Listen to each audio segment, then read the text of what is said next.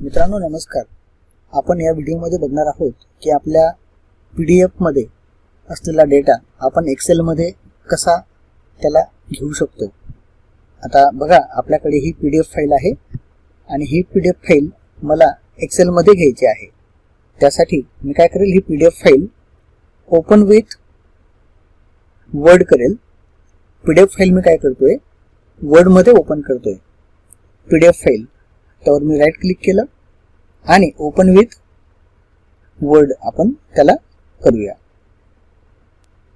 आणि ही PDF file open with Word मध्ये केल्यानंतर आपण ही फाइल सिंपली कॉपी करायची आहे।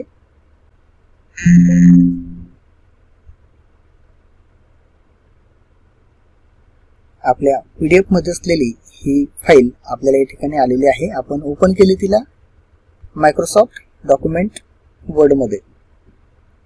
आता मी कंट्रोल ए करून तिला सिलेक्ट केली आणि कंट्रोल सी करून कॉपी केली, म्हणजे ऑल सिलेक्ट केलं आणि कंट्रोल सी करून कॉपी केली।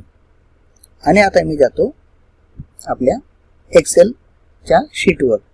एक्सेल ओपन करून ठेवलेला आहे आणि इथे मला ती पेस्ट करायची। कंट्रोल व्ही केलं की या ठिकाणी ती पेस्ट झालेली आहे बघा। आता हे रकाने किंवा आपले जे कॉलम आहेत ते आपण आपल्या पद्धतीने ऍडजस्ट करून घेऊ शकतो। थोडक्यात आपल्याकडे असलेली पीडीएफ फाइल मध्ये असलेला जो डेटा आपण आपल्या एक्सेल शीट मध्ये आपण कन्वर्ट करून घेतलेला आहे किंवा तो वापरलेला आहे।